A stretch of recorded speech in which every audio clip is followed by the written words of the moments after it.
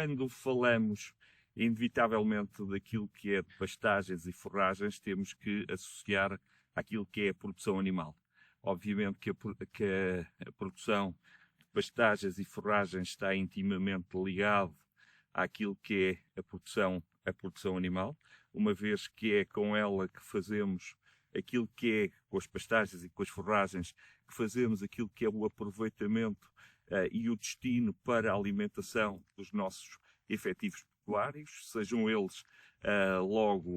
os ruminantes, o caso das vacas, das ovelhas, das cabras, dos moares, ou então também aquilo que é e pode ser o aproveitamento da parte, principalmente, das pastagens por aquilo que é hoje, por exemplo, o caso das galinhas de campo ou dos ovos de campo, oriundos dessas mesmas vertentes alimentadas pelas pastagens. Assim como também temos, e no caso do extensivo, no caso de regiões como o Alentejo ou Trás-os-Montes, onde temos também a parte da criação dos suínos, também baseado e com parte de uma componente de pastagens. As pastagens, a grande diferença das pastagens e das forragens é exatamente, ou podemos colocar que a diferença das pastagens e das forragens tem a ver com o local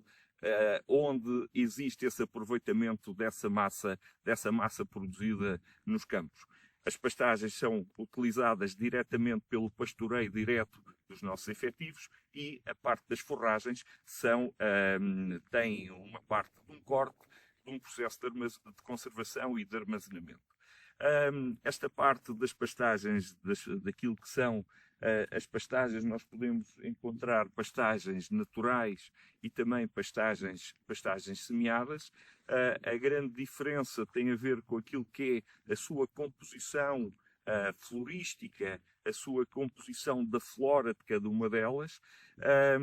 sendo as pastagens naturais alimentadas, se assim se possa dizer, e a sua regeneração e a sua formação tem a ver com aquilo que são os bancos de sementes que estão no solo, que vão sendo depositados ao final de cada ciclo vegetativo das plantas e das espécies que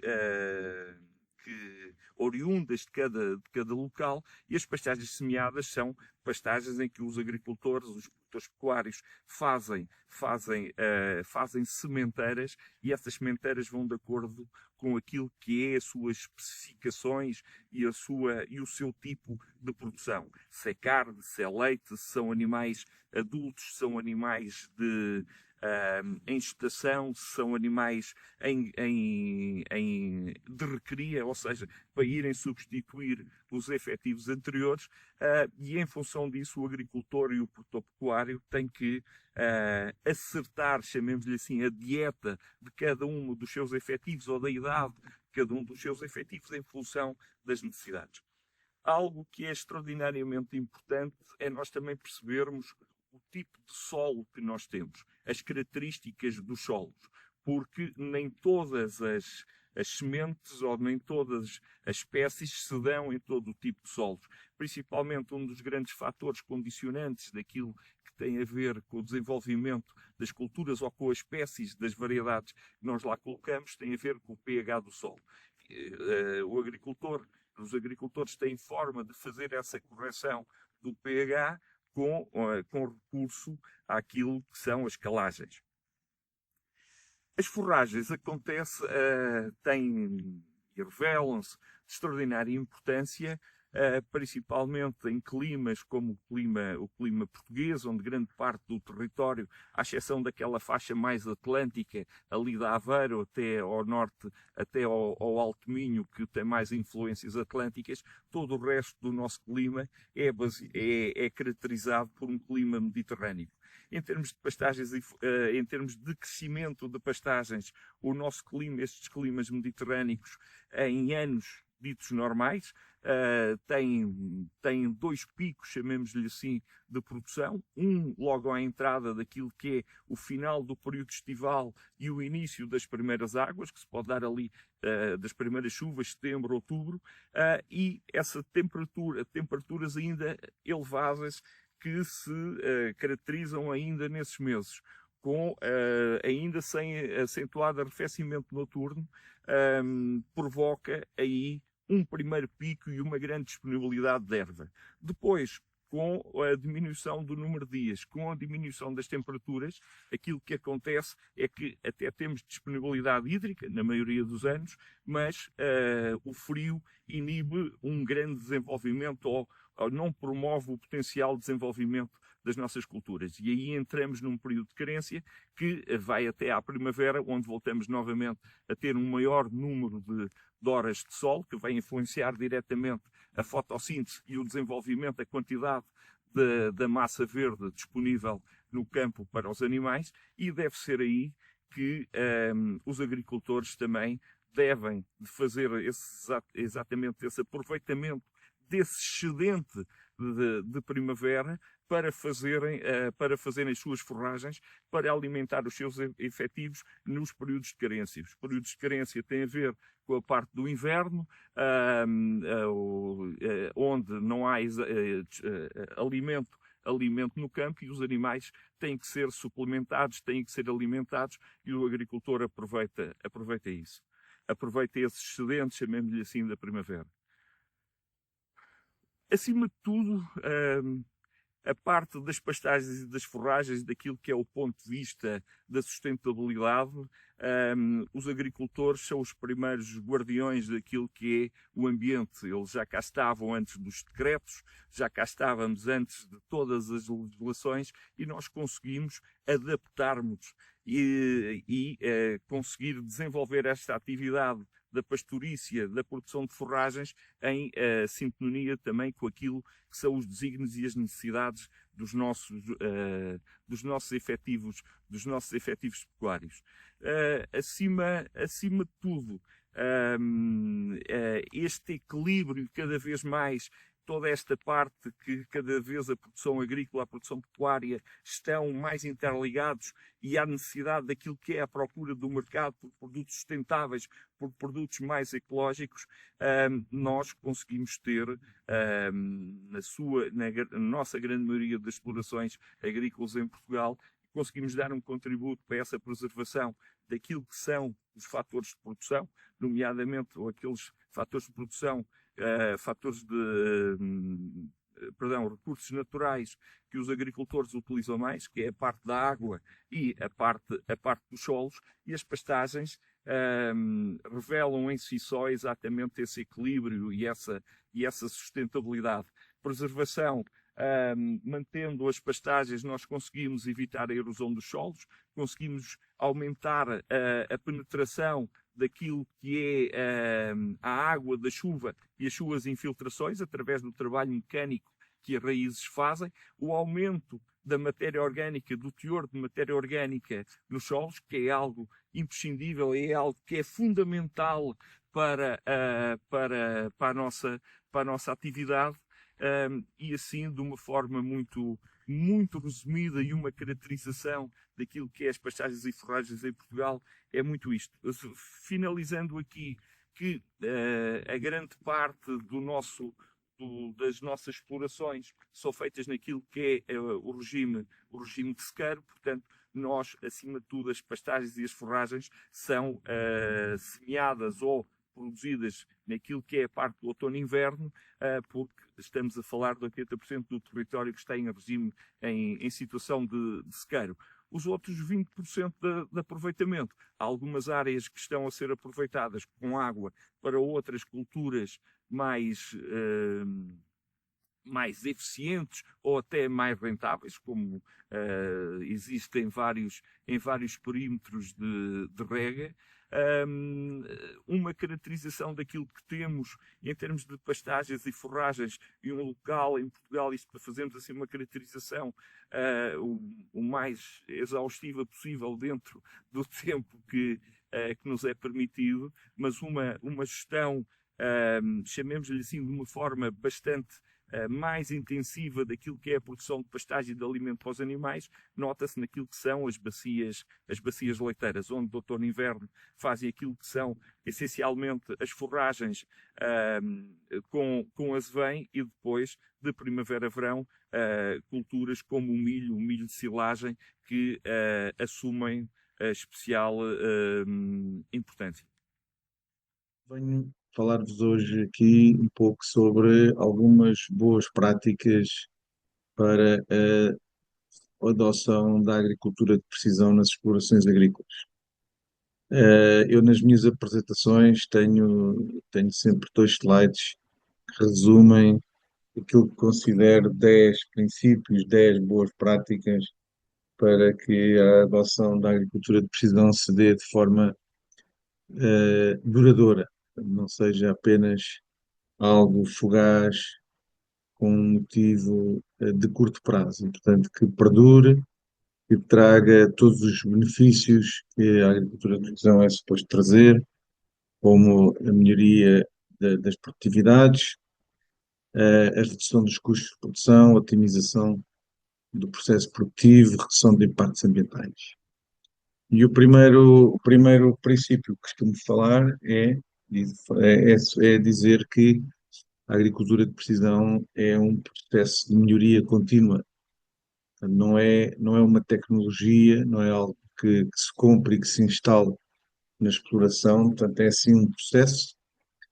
de melhoria, de otimização dos processos de tomada de decisão. Portanto, ela perdura no tempo, não se adquire, não é algo que seja instantâneo, é algo que, com o tempo, vamos melhorando passo a passo, vamos tendo métricas de melhoria de eficiência e vamos melhorando sistematicamente ano após ano. Portanto, essa é a primeira grande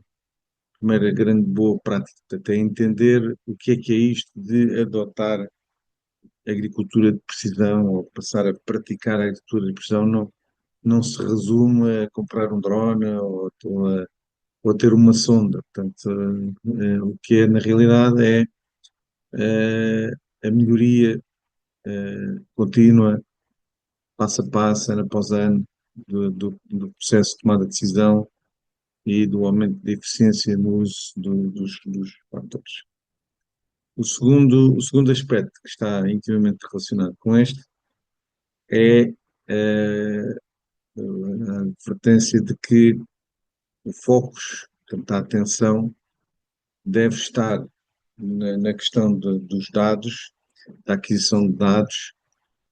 para com isso melhorarmos a informação e finalmente conseguirmos crescer em conhecimento. Portanto, a tal questão das decisões baseadas em factos, em evidências, em métricas, e não decisões com base em calendário, com base em tradição, com base no vizinho. Portanto, montar um sistema nos vários processos de tomada de decisão da exploração que permita a criação de métricas, que, por sua vez, se alimentam de dados no campo, nas máquinas, nos vários locais, para que percebamos como é que se está a desenvolver a nossa performance e com isso, através das métricas, os famosos KPI, os indicadores-chave de performance, Key Performing Indicators, Performance Indicators, conseguirmos ir então sempre dando passos no sentido de melhoria. Portanto, o foco deve ser sempre nos dados e naquilo que eu vou fazer com os dados, e não em ter o último grito de tecnologia no trator, ou ter, ou ter o drone, ou aquele equipamento. Portanto, sempre que tivermos esse tipo de aquisição, ela deve fazer sentido num contexto de tomada de decisão e de melhoria dessa tomada de decisão. Depois, portanto, um terceiro aspecto é a questão da adoção, que deve começar sempre pelo registro e colheita de dados. Portanto, o conhecido ciclo da adoção da agricultura de precisão tem quatro fases. A primeira fase é esta de registro de dados, portanto, não ter logo de início a crença de que vai ser possível otimizar tudo num muito curto prazo. Não, portanto, isto é um processo longo. Basta pensarmos que as cartas de produtividade temos uma por ano, na melhor das hipóteses, duas por ano, e portanto é o acumular desta informação, é o pensar sobre estes dados que nos vai depois, então, começamos a perceber a dinâmica das parcelas, zonas com melhor performance, zonas com pior performance, porquê resolver problemas locais dessas parcelas, e até chegar à situação em que a grande expressão da variabilidade espacial que encontramos nas parcelas e temporal se deve à interação entre parte climática, o recurso de solo, e não a outro tipo de questões mais ou menos de maior ou menor facilidade de correção, como por exemplo questões de uniformidade de sistemas de rega e por aí afora. Quando chegamos a essa fase, podemos então começar a pensar em unidades de gestão diferenciadas dentro das parcelas e então aí direcionar os inputs em função do potencial de cada uma dessas zonas. Um quarto aspecto, quarto boa prática que me parece importante é apenas atuar na- de forma diferenciada, portanto, com o VRT, com o Variable Rate Technology, tecnologia de taxa variável, após conhecermos a fundo as causas da variabilidade. Portanto, não ter aquela urgência, que muitas vezes acontece, de passarmos logo à fase 4 do ciclo de aplicação diferenciada, sem ir à raiz do problema, perceber porque é que determinada zona tem uma performance abaixo do esperado. eh, e porquê isto? Porque só quando nós conhecemos a raiz, quando nós conhecemos a raiz do problema, é que conseguimos atuar de forma duradoura e sustentável. Se estamos só com pensos rápidos a tentar resolver o problema no curto prazo, vamos estar sempre coxos e a correr atrás do prejuízo. Isto é um exemplo típico desta situação, das questões de vigor, resolvidas com, com poda, ou, por exemplo, situações de problemas de asfixia radicular e de compactação de solo resolvidas com adubações foliares, por exemplo. Portanto, não é o caminho da sustentabilidade. Portanto, o caminho da sustentabilidade aí é perceber, no caso do solo, por exemplo, perceber que temos muitas vezes situações em que a compactação do solo está a ser um fator limitante à retenção de água, à absorção de nutrientes, resolver esse problema diretamente, em vez de estar a fazer um bypass ao solo através de adubações foliares. São dois exemplos, mas haveria mais. Depois, eh, uma quinta boa prática seria perceber que não há receitas para a adoção. O roteiro da adoção, a agricultura de precisão é único para cada exploração, porque ele difere da- das práticas da exploração, do sistema de produção, dos objetivos, dos contextos. E, portanto, quando nós eh, promovemos a adoção da agricultura de precisão numa exploração, temos que a conhecer bem, temos que conhecer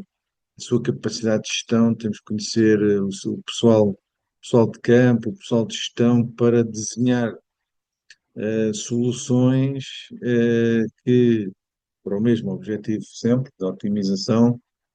e melhoria contínua, mas que consigam entregar,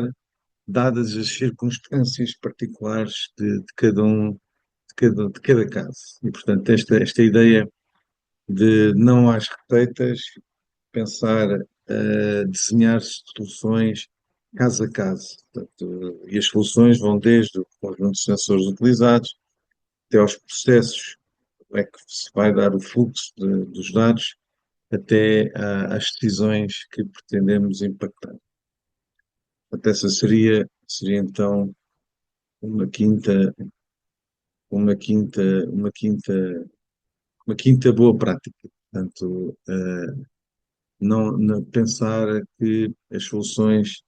terão que ser sempre estadas caso a caso. Levanta dificuldades, claro que sim. Era mais fácil ter uma solução que se adaptasse a todas as situações, mas não, a própria agricultura de precisão é isso mesmo. Portanto, é a adaptação ao contexto, ao local, à especificidade. Depois, uma boa prática seria o entendimento que no seio de uma parcela supostamente homogénea, portanto, o mesmo sistema de rega, com a mesma cultura, perceber que muitas vezes nunca iremos conseguir ter cartas de produtividade homogéneas. Portanto, o objetivo não deve ser tentar eliminar as diferenças de produtividade, porque isso na prática pode haver situações em que não o vamos conseguir, porque temos localmente fatores limitantes, seja a profundidade efetiva do solo, seja pH, seja a níveis não corrigíveis, seja limitações de drenagem também, situações difíceis de corrigir ou economicamente inviáveis de corrigir. E, portanto, o foco não deve ser estritamente a homogeneização das cartas de produtividade, deve ser sim a maximização da margem bruta em cada local. Portanto, perceber que dentro da mesma parcela, sobretudo nas parcelas maiores, vamos ter potenciais produtivos diferentes no seu seio e, portanto, o que há que fazer, a racionalidade agronómica manda que deveremos adaptar os fatores de produção, adubos, sementes, água, etc., a cada um dos condicionalismos com potenciais produtivos diferentes e com isso, ao fazer isso, ao ajustarmos, por exemplo, uma zona com menor potencial produtivo, ao reduzirmos as quantidades as quantidades aplicadas de fatores de produção, o que estamos a fazer é ajustar ao potencial produtivo mais baixo e com isso eh, eh, maximizar a margem bruta. Portanto, aumentamos a receita, portanto, reduzimos custos e aumentamos o retorno que temos em cada local. Portanto, esse sim deve ser então o nosso objetivo, portanto, otimizar de tal forma que não nos basta ter uma carta de produtividade totalmente homogénea, muitas vezes não o vamos conseguir e, portanto, perceber que o grande objetivo é mesmo a maximização da margem. Portanto, tentar tirar o melhor partido dos recursos e dos fatores em todos os locais da parcela, mais do que produzir o mesmo. Isso, do ponto de vista económico, pode não ser o racional. E a sétima boa prática tem a ver com isto que eu estive a questão com esta sexta, que é atuar sempre tendendo à racionalidade económica e ao risco. Portanto, dizemos sempre que a agricultura é uma atividade económica, qualquer decisão deve ter como pano de fundo não só a componente técnica, mas também e sempre a racionalidade económica. Portanto, há operações e há situações em que até poderíamos ter a solução técnica para o fazer, mas que de maneira nenhuma o iríamos conseguir rentabilizar por questões de dimensão, por questões de custo, etc. E, portanto, não é, o objetivo não é ter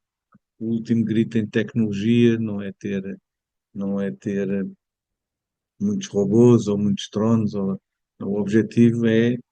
adotar as tecnologias que, do ponto de vista técnico e económico, façam sentido e que se paguem no curso do projeto. Eh, uma boa notícia neste campo é que muitas dos equipamentos que nos ajudam à melhoria da decisão têm limiares de rentabilidade bastante baixos. Estou a pensar em sondas, estou a pensar em até monitores de produtividade, tratores VRT, de distribuidores de adubo de taxa variável, e que, portanto, com um número perfeitamente aceitável de área de gestão, se conseguem se tornar economicamente viáveis. Eh, Depois, temos ainda aqui um oitavo princípio que vale a pena falar, que é a questão de devemos resolver sempre problemas básicos das parcelas antes de pensar em tecnologias de taxa variável. O que é que eu quero dizer com isto? Quer dizer que antes de pensarmos num nível superior de otimização, que é a consideração da variabilidade espacial das parcelas, devemos ter em conta que devemos ter em conta que há questões básicas, muitas vezes, já falei aqui da compactação de solo, uniformidade de sistemas de rega, e outras que devem ser atendidas primeiro. Portanto,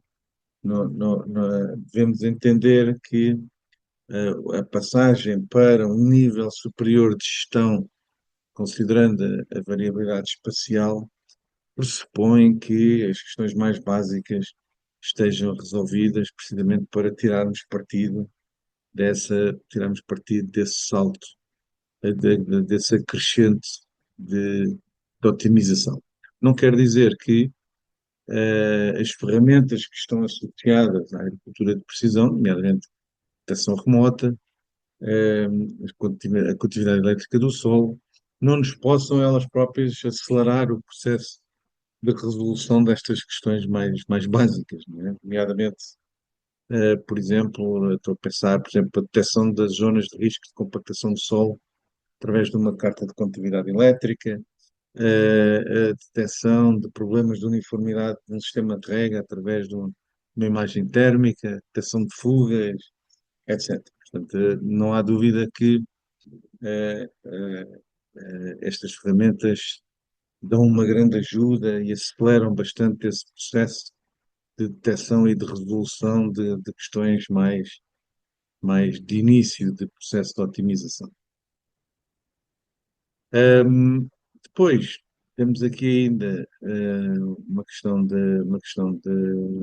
um princípio, uma boa prática nova, que é percebermos que com o acumular de informação, com o acumular de dados, de que resultam, por um lado, dados que ajudam à tomada de decisão, por outro lado, dados que resultam das decisões diferentes, das atuações diferenciadas, a muito curto prazo, se sentirá a necessidade de ter uma plataforma de gestão de dados espacial. Portanto, podemos começar com uma base de dados não georreferenciada, mas depois vamos perceber que começamos a ter várias camadas de dados de vários anos, cartas de produtividade, condutividades elétricas, imagens de estação remota, etc. e, portanto, torna-se bastante conveniente ter, a muito curto prazo, ter um sistema de informação geográfica da nossa exploração, onde possamos, no uso do nosso conhecimento, questionar as várias camadas de dados nos vários processos de tomada de decisão. Portanto, essa também é um princípio que é algo que devemos ter,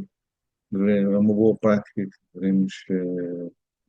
levar em conta e ela sente-se muito, muito cedo no processo. Finalmente,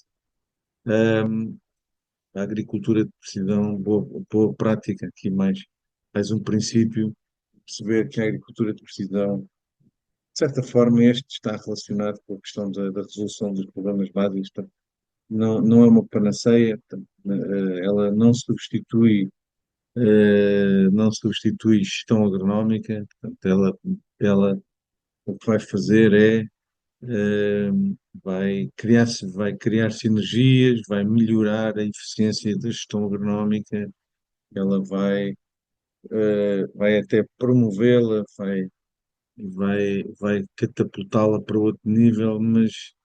essa competência tem que lá existir. E, portanto, aquilo que eu digo muitas vezes, que a agricultura de precisão não é tecnologia, é sim algum equipamento, sim, sem dúvida, dados, muitos dados, muita capacidade de gestão de dados e conhecimento agronómico. Portanto, é essencial para que tudo isto funcione. Portanto, o problema, a questão do conhecimento, do funcionamento dos sistemas agrícolas é fundamental para fazer sentido de toda esta panóplia de dados que estão à disposição. Portanto, só isso é que vai permitir a utilização eficiente e eficaz desses dados e a efetiva transformação em decisões, em melhores decisões e em criação de valor.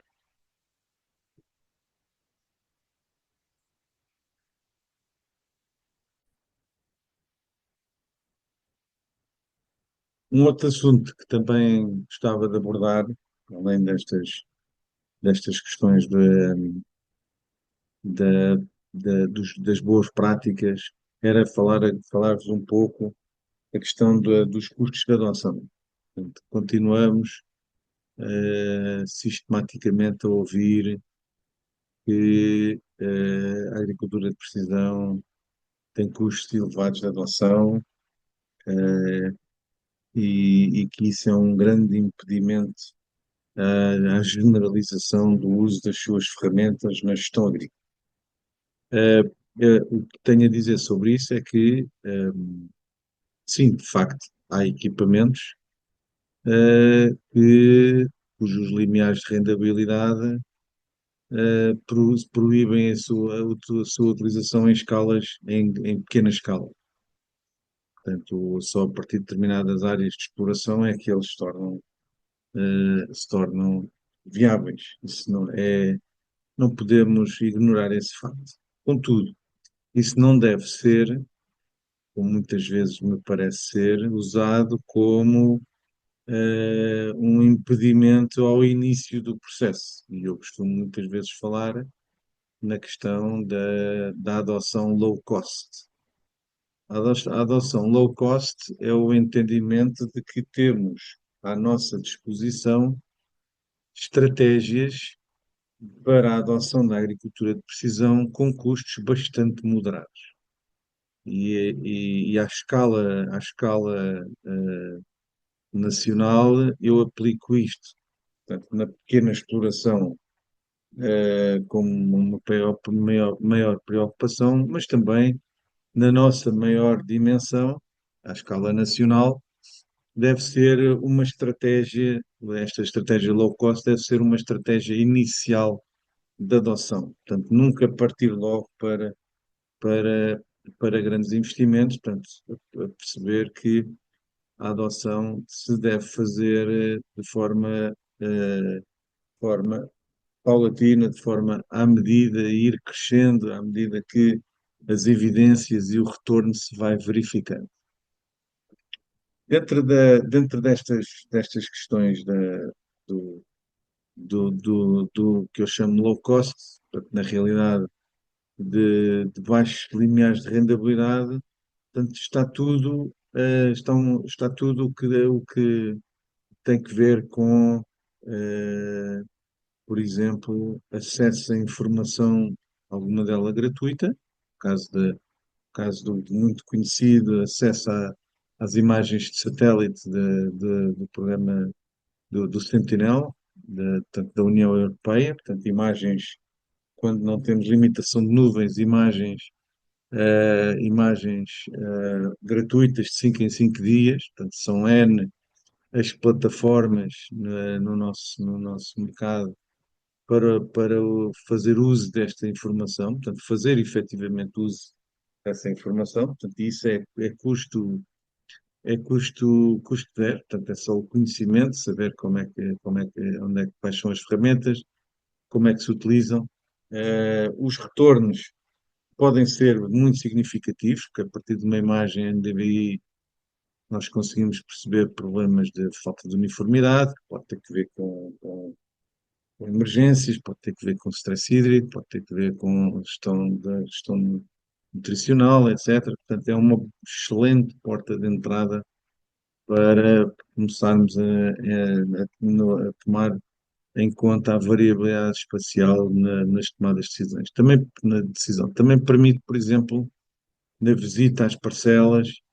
nas visitas regulares, de monitorização das culturas, definir pontos de visita e não seguir sempre as mesmas rotas, os mesmos pontos, muitas vezes quando deixamos de conseguir ter uma visão geral dos campos, porque a cultura já atingiu um determinado desenvolvimento. Portanto, são ferramentas que nos tornam mais eficientes. Portanto, definir a partir de pontos que queremos visitar para perceber o que é que se passa naquele condicionalismo particular, amostragens de terra para análise, monitorizações de maturação, quer dizer, portanto, é um conjunto, e mesmo para áreas de menor dimensão, estou a pensar, por exemplo, talhões na viticultura de 1, 2, 3 hectares, portanto, continuam as imagens de Sentinela a ter um contributo interessante. Eh, Também o recurso, estou a pensar, por exemplo, na monitorização da produtividade, eh, não necessariamente termos que adquirir um monitor para a nossa ceifeira, muitas vezes já na própria ceifeira recorremos a um prestador de serviços, cada vez mais comum, e muitos prestadores de serviços já têm monitores de produtividade, nas ceifeiras, nos cortadores picadores para silagem, máquinas de mata, etc. Portanto, já começa a ser algo bastante disponível. E é uma forma low cost de experimentar, de perceber qual é a variabilidade, perceber qual é o potencial impacto de uma gestão diferenciada, etc. Portanto, essa é outra forma de low cost de adotar e de como se iniciar o processo na nossa exploração de